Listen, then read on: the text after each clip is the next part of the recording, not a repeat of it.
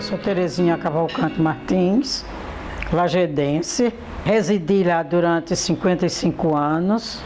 Me mudei aqui para Recife em 1992. Iniciei evangelizando através da catequese. Julho de 1956. Porque naquela época não tinha o nome evangelização. Não existia esse nome. Embora houvesse o trabalho, mas não tinha esse nome. Então comecei como catequista e ensinei na Matriz, ensinei na Vila Prazeres, né?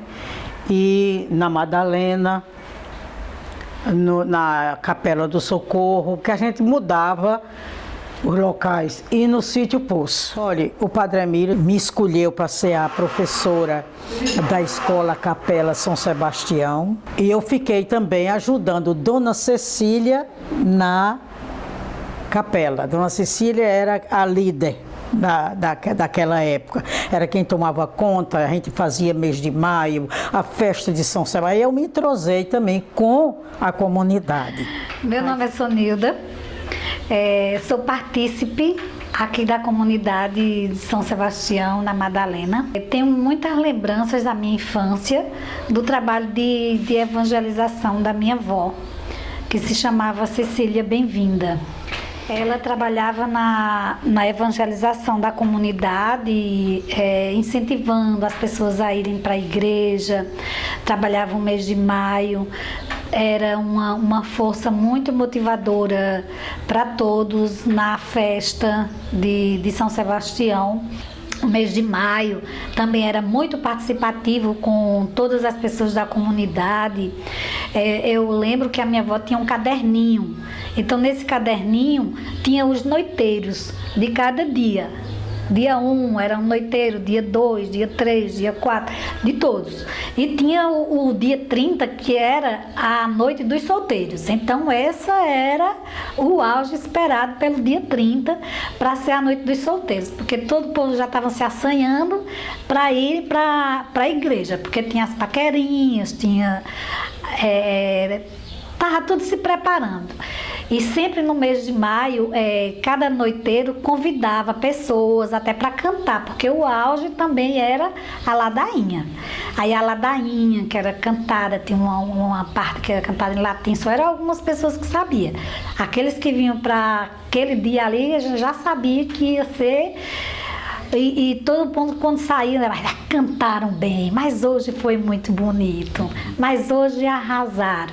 E cada um que quisesse cantar mais alto o refrão, e principalmente a ladainha cantada em latim. Na minha infância, que a igreja não é como ela é hoje. Eu lembro que ela não tinha aquelas laterais que hoje tem, quer dizer, tinha, mas eram fechadas. Era tipo o quarto de guardar alguma coisa. E na parte de trás, onde hoje é a sacristia, era uma escola, era uma sala de aula de uma escola. Esse altar, ele está muito na minha lembrança, porque ele pegava a parede todinha, e quando a gente rezava o mês de maio, dependendo do noiteiro, eles se enfeitavam muito e colocavam anjos. E era nós, crianças, que éramos os anjos. Era um anjo ali mesmo. Anjo.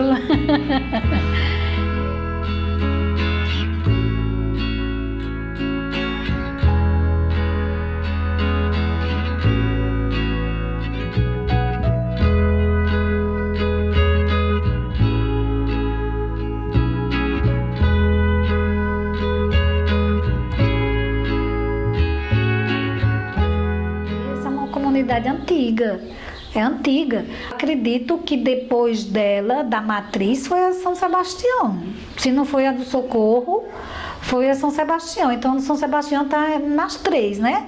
É a Matriz, a Igreja do Socorro e essa igreja aqui de São Sebastião. Foi o Padre Emílio, que era muito devoto de São Sebastião, comprou a imagem e construiu a Capela de São Sebastião e fez a festa e foi levada a imagem para lá. E mesmo eu tendo saído aqui da comunidade um tempo, eu sempre tenho e tive um carinho muito grande pela comunidade, muito grande pela comunidade. É tanto que se alguém às vezes vai dizer Rua da Palha, eu digo, epa, não é Rua da Palha, chama-se Rua São Sebastião e eu moro nela também. A parte assim da minha avó, toda essa lembrança minha em relação a ela, porque ela incentivava muito. Eu mesma não tive tanto incentivo de ir para a igreja pela própria minha mãe, mas era a minha avó. Eu tinha um carinho, um amor por ela, que quando foi o tempo da minha crisma, eu não chamei outra pessoa, porque só me vinha ela para ser a minha madrinha.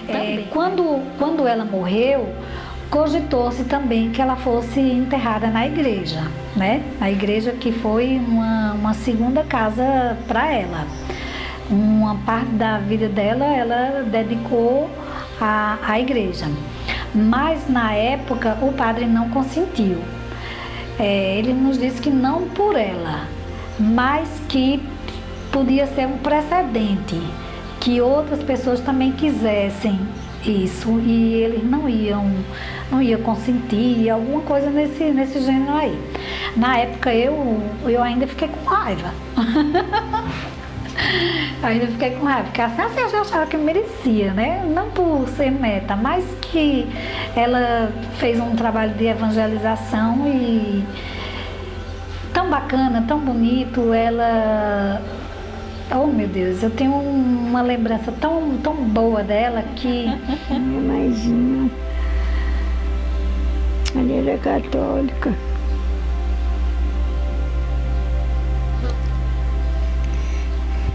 Que a minha mãe morreu faz tempo. Eu tinha mais de 80. Sofreu muito, muito. Minha mãe era avó dela. Nasci em 1933. A minha idade não dá para nada, para ajudar em nada. A minha tia continuou fazendo esse trabalho de evangelização.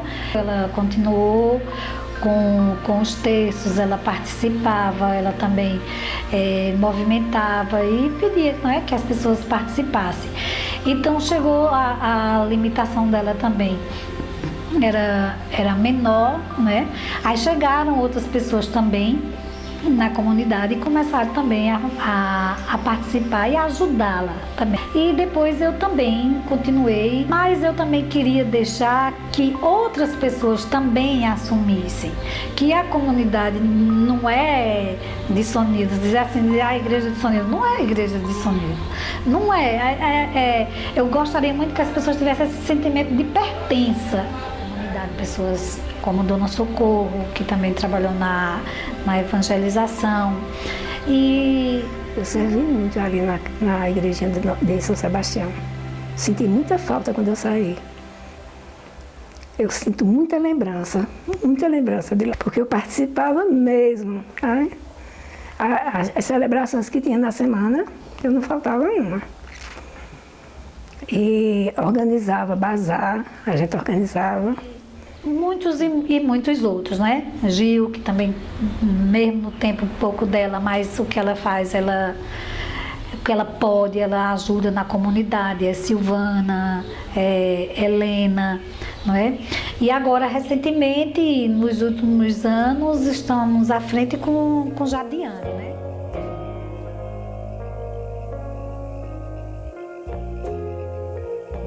Eu trabalhei muitos anos também como responsável pelo ofício da comunidade, lá na Madalena, a gente rezava lá na Madalena.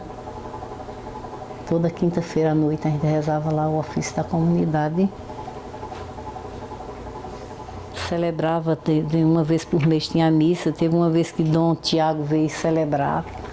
Aí o ofício e a missa. Aí ele... Não, vamos fazer assim não, a gente vai fazer uma integrada, a missa integrada. Aí ele até me deu, anotei no papelzinho aqui, ainda tem esse papelzinho aqui. Humilde, assim, uma pessoa maravilhosa de se conviver, era Dom Tiago, com quem mais eu convivi. porque Dom Tiago, ele dava muita assistência às comunidades rurais, que tinha uma das coisas que eu não concordava com ele. Dom Tiago fazia reunião com os agricultores, com as comunidades rurais, para ver no mapa onde era que tinha terra desativada para invadir. Eu nunca concordei com isso. Olha, eu gosto muito de Dom Tiago, me dou muito bem com ele me chama sempre assim, houve um encontro em Jupi, e ele me chamou para fazer uma palestra. Eu fui. Eu disse a eles, em particular, eu não disse diretamente a Dom Tiago, porque eu não tive a oportunidade, porque eu diria. Agora, eu não concordo com essa mentalidade de Dom Tiago, de incentivar vocês a invadir terra desativada, não. Fui vicentina durante muitos anos em Lajeado, fui presidente do Conselho Particular de Lajeado e demos muita assistência aos pobres. Seu Zé Abílio, o pai de Maria do Carmo, foi o fundador. E eu era a presidente da conferência lá da Madalena, Conferência São Sérgio. E fui presidente do conselho. Então eu coordenava as conferências do Socorro, da Senhora Perpétua Socorro, a da Matriz, São João do Estadeu, a São Domingos no Pau Ferro. Ao seu Zé Abílio, né, é o meu pai, ele trabalhava muito aqui, ó. Não quero que ele trabalhava no instrumento dele, o terço e esse Novo Testamento aqui. Onde ele ia, era com ele. Encontrava ele e quando estava em casa, era ou rezando ou então sentadinho e lendo. Porque depois que vovô faleceu, aí ele assumiu assim o terço, que se rezava toda noite o terço.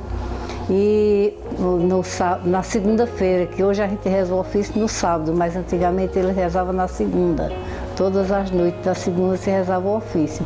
Aí daí foi que começou a vida dele como missionário, entendeu? Ele participou muito assim nas comunidades, ele fazia muito visita às comunidades. Ele, na época da construção dessas capelas dos sítios, ele sempre estava fazendo visitas por conta, ele como vicentino, ele também participava muito desses encontros nas capelas para formar conferências. E daí começou o trabalho dele, mas ele depois conseguiu formar um grupo com umas jovenzinhas assim como na época, era Eliene Paulo, Elisete, Selma, tinha um grupinho bom, que Selma nem está mais aqui, que eles saíam fazendo também esse trabalho vicentino com elas e rezando o terço, porque o importante dele era a oração do terço. Quando você encontrasse ele na rua, ele estava com a mão no bolso rezando o terço. Ele só andava com a mãozinha no bolso pegando rezando o terço. Essa casa aqui ficava cheia, toda quarta e toda sexta-feira. A evangelização aqui era feita através da Via Sacra e depois da Via Sacra, da reza da Via Sacra, a leitura do Evangelho, a explicação do Evangelho, a partilha. Toda quarta-feira e toda sexta-feira da semana da Quaresma. Depois ele foi convidado a ser ministro da Eucaristia. Ele foi ministro da Eucaristia por muitos anos. Muitos, mas foi acometido com o mal de Parkinson e na época de Padre Sérgio, ele, ao altar, quando o Padre Gerbrando botou o altar para a lateral da igreja, tinha batentes altos e ele uma vez tombou e ele com receio de cair e pelo respeito que ele tinha pela Eucaristia, ele chegou no Padre Sérgio e entregou.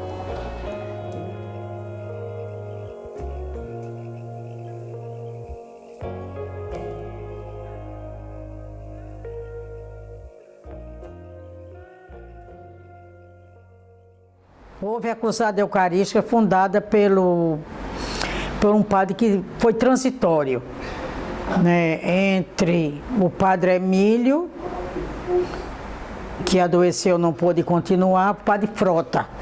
Ele era cearense e o bispo também era cearense. E trouxe ele para Lagedo. Ele ficou somente celebrando, realizando assim algumas coisas.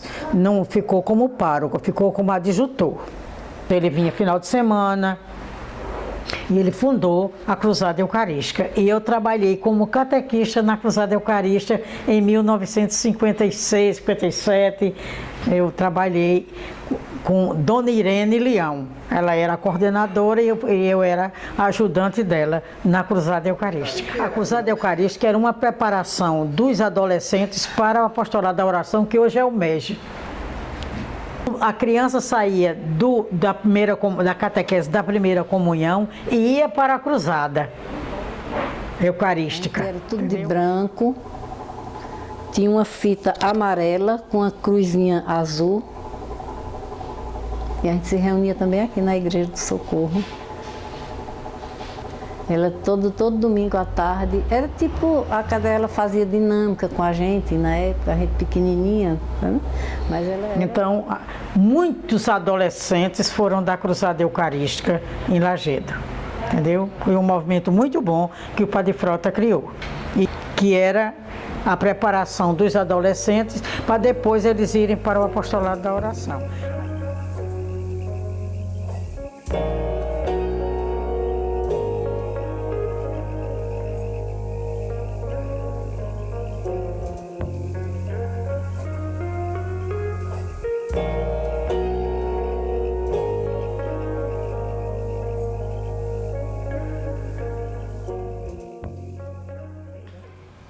O movimento do apostolado da oração. É um grande movimento na Igreja Católica. Então, aqui em Lagedo, foi fundado o apostolado na época de Padre Emílio Lins. Foi no dia 15 de fevereiro de 1936. E hoje a espiritualidade do coração de Jesus permanece, né? Cada vez mais aumentando o número de pessoas no apostolado. Fiz muitas turmas para as pessoas entrarem no apostolado. Tanto fiz para entrar no apostolado, como fiz com as zeladoras, quando eu era secretária. Olha, o apostolado só tem a função, não é aquela fita no pescoço, é ir visitar o doente, saber que aquele está precisando. É assim, né? O apostolado é isso. Era tudo bem participado. Até no presídio eu fui, que não ir mais nunca, que Deus não quer. Olha, essa visita à cadeia pública surgiu numa reunião do apostolado da oração. Que trabalho, se era apostolado da oração, a gente leu que era orar e ação. Então a gente não tinha ação, porque não tinha ninguém para incentivar. Então a gente fez o seguinte: vamos fazer um trabalho na cadeia. Quem é que quer ir comigo toda sexta-feira à tarde para a cadeia para a gente fazer a evangelização? Aí surgiu um grupo. Aí então a gente falou com o juiz apoiou, fez um documento, deu para nós, dando autorização para a gente ir para lá, mandou para lá, para colocar na entrada que o grupo da igreja ia toda sexta-feira. Fomos bem recebidos pelos presos, eles gostaram muito da visita. Então, eu fiquei na coordenação. Eu preparava um texto bíblico, lia para eles, comentava, cantava, os cantos assim, um pouco ligados ao texto, e levávamos lanche para eles. Cada uma da gente levava alguma coisa, a gente juntava tudo e distribuía com eles o lanche. Às vezes eles ficavam ansiosos que chegasse a outra sexta-feira para... chegou a missa. Eles chamavam com a nossa evangelização, nossa missa. Chegou o povo da igreja, agora vai ser a missa. Não tinha noção do que era missa, né? E me chamam, chegou madrinha. Me chamavam de madrinha. Era todo aparato com a madrinha, porque tudo que eles precisavam comunicavam a mim e eu supria aquela necessidade. Estavam sem ter em que dormir, eu arranjava uma cama de campanha. Estavam doentes, eu providenciava o remédio. Se precisava de um advogado, eu falava, a gente ficou fazendo um trabalho de pastoral carcerária. E quando eu saí, ficou ainda. Ficou Jandira, ficou Conceição, ficou com algumas lá, ainda que continuaram o trabalho que eu fiquei em contato com ela. Terezinha, a gente continua com o apóstolo Célia Peixoto, continua a pastoral carcerária que você criou, continua. Eu passei muitos anos como zeladora e hoje ainda permaneço, né, como zeladora, mas não estou mais atuando no movimento. Estou atuando sim, porque eu sou zeladora, tenho minha fita do apostolado, né, e não perco nenhuma primeira sexta-feira do mês. Eu falo muito no apostolado da oração, porque é um movimento extraordinário na igreja.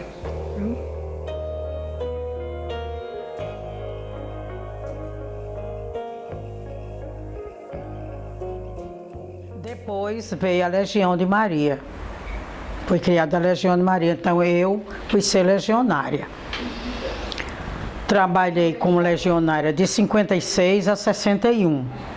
A Cássio, que era o coordenador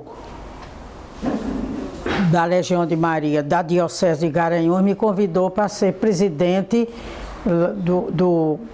da região. Então eu fui presidente da Legião de Maria da região. Ainda passei, não sei, tinha um período, parece que de uns 2 anos eu fiquei frequentando lá em Garanhuns, me reunindo com as presidentes, onde tinha a Legião de Maria em Garanhuns, e o padre Acácio. E depois eu deixei, comecei a ensinar e tomava muito meu tempo, e eu tinha que fazer visita, fazer reunião, então eu me ausentei da Legião de Maria.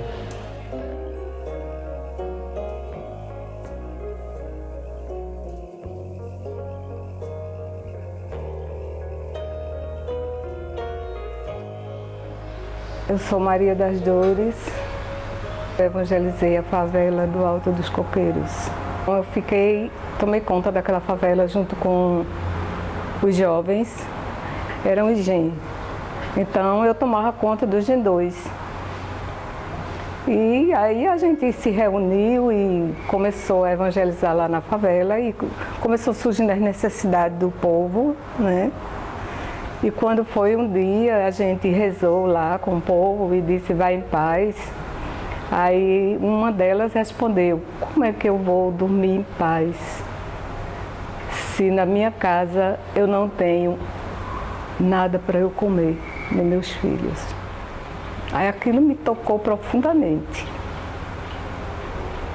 Aí a gente começou vendo as necessidades, aí fizemos campanha na rua. Eu sei que eu chegava lá com as caminhonetas cheias de coisa, que era preciso vir jeito, viu, de fora para ficar guardando, senão o povo levava tudo. A gente organizou lá alimentação, vestes, e também preparamos 30 meninos para a primeira comunhão e batismo. Fizemos 10 casamentos. Foi uma evangelização muito boa. Então, também a gente pediu ao deputado, nessa época, que ele era majoritário, né? Então a gente pediu a ele para botar energia lá, sabe? A energia, falamos com ele a respeito do saneamento e tudo. E aí ele botou. Isso a gente pediu na semana, na segunda-feira da outra semana, já, quando a gente chega na favela, já estava a céu, ficavam nos postes. Então foi calçamento, água, energia, tudo isso a gente conseguiu para lá. E esse nome Alto dos Coqueiros nasceu lá, porque depois que a gente fez todo esse trabalho, né, aí uma delas disse assim, um domingo até, eu lembro disso, uma delas lá da favela disse, aqui não é mais uma favela, Aqui agora é Alto dos Coqueiros, Vila Alto dos Coqueiros, mesmo assim ela falou. Aí pronto, ficou esse nome. Lá em cima, na Mãe de Deus, eu evangelizei muito ali em cima, no Planalto.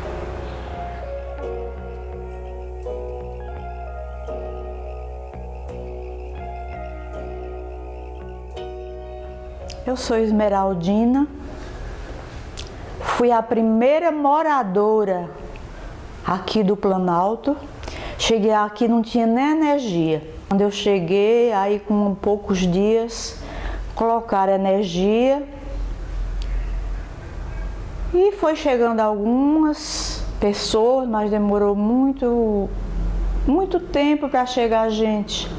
Aí depois foi chegando e até que povoou. Quanto à minha vida religiosa, eu sempre fui religiosa, participei do movimento dos focolares, sempre participei das coisas litúrgicas, mas eu era professora, eu trabalhava muito. Teve períodos que realmente não deu, porque eu ensinava e trabalhava e foi difícil. Depois a situação foi melhorando e eu, Dona Elisa, que já faleceu, Lúcia, que não mora mais aqui, Dona Osminda, que também foi para a casa do pai. Então nós começamos a evangelizar. Fazia via sacra, a gente ia para as casas, pregava a palavra e rezava o texto missionário. Depois, com algum tempo, um pouco de tempo, de anos, o Padre Sérgio começou a celebrar a missa. Todas essas casas não tem um terreno baldio na frente, né? Hoje não tem mais, muitas porque... Mas então ele começou a celebrar a missa na frente das casas. De 15 em 15 dias ele vinha, a gente colocava uma mesa e começamos a rezar a missa, celebrar a missa com ele. E foi aumentando o povo, a participação do povo.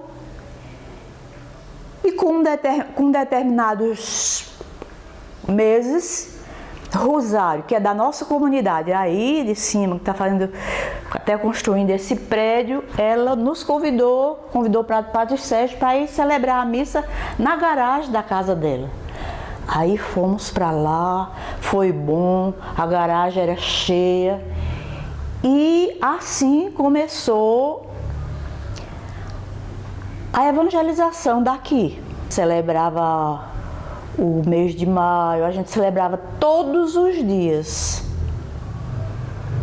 inclusive o Natal, fazia a novena do Natal. Nós fazíamos a novena do Natal no meio da rua, convidava o povo, por incrível que pareça, muito melhor do que hoje, não sei porque, Jesus, tenha misericórdia. Aí Padre Sérgio teve a iniciativa de pensar em construir a igreja que eu dei o nome de Ressurreição. Ele mandou eu escolher, iluminada pelo Espírito Santo de Deus. Ainda hoje eu agradeço. Então, vamos colocar Cristo ressuscitado como nosso padroeiro, Padre, porque não só tem muito santo, toda igreja é muito santo. E ele disse: você escolheu, está escolhido. E ficou como a Igreja da Ressurreição. Na construção da comunidade foi muito bom e trouxeram as telhas e puseram lá e precisaram, o padre disse, é para lavar, deixar limpinha. Fomos lavar as telhas, a comunidade, falta d'água, mas a gente conseguiu lavar, era gente com os dedos cortados. Mas uma participação maravilhosa, uma festa. A gente com muita antecedência, com muitos anos, antes de nem pensar, de nem ninguém se dispor a construir, a gente já tinha feito uma poupança com a comunidade. Todo mês a comunidade dava um dinheirinho e eu colocava lá.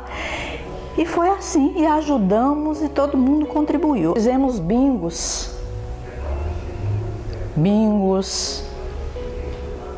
para conseguir dinheiro. O povo do município, não só foi do Planalto. A igrejinha era bem diferente, com essa telha, sem forro, sem nada, os pardais invadiram, foi muito difícil.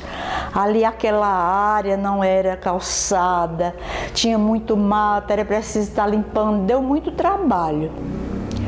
Mas valeu a pena, porque as coisas de Deus com trabalho é que são frutuosas, né? Essa capela, para esse povo mais idoso, é sangue e suor nosso, é sangue e suor. Pode acreditar.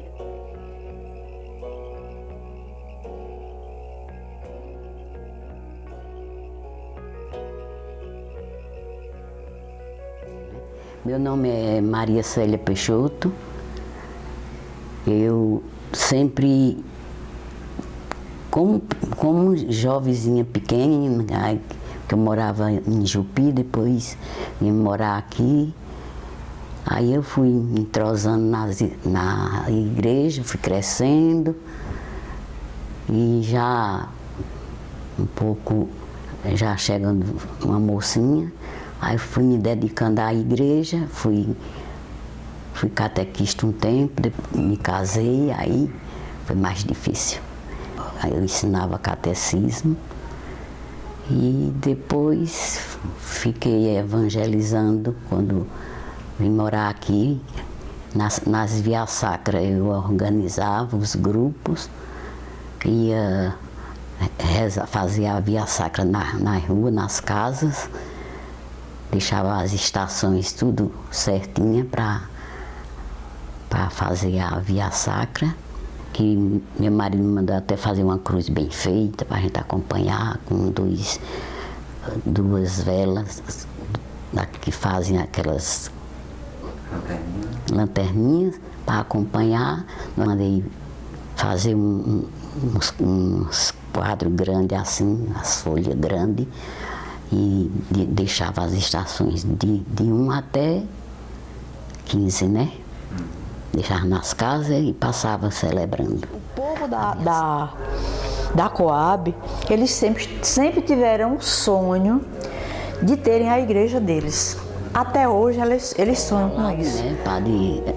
Padre Marcos era muito criativo, aí ele ficou dando umas injeçãozinhas para a gente se orientar mais, para procurar ver se dava certo fazer uma capela. E foram procurar, e procurar aqui, procurar acolá, e um dizia que não tinha, outro dizia que tinha. Quando foi um dia sair lá para a prefeitura, aí foi que quiseram mexer lá, né? Mas o padre não concordou não, porque já estavam querendo fazer agora. Uma coisa dessa que estão ajeitando as igrejas tudinho, aí o padre falou, não se faz nada agora. Aí se faz ou na rua, né, numa tenda, ou então numa garagem, quando está chovendo. Como eu disse, eles têm esse sonho de ter a igreja deles. E ultimamente ainda está mais difícil, né? Mas pessoas maravilhosas, a gente evangelizou lá, rezávamos texto, fazíamos... Quando eu falo texto, é uma celebração da palavra, mais simples. A gente rezava o texto e apresentava a palavra, fazia um breve comentário da palavra e era assim. O bom, a comunidade, eles querem a igreja deles, mas sempre, até hoje, participo. Mas eu estou muito fora, não sabe? Estou mais por dentro como era, não. Porque está chegando gente nova, mas não deixo de ir, não. Sempre não vou deixar, não. Minha santinha está aqui para me proteger e deixar, pelo menos eu ir assistir.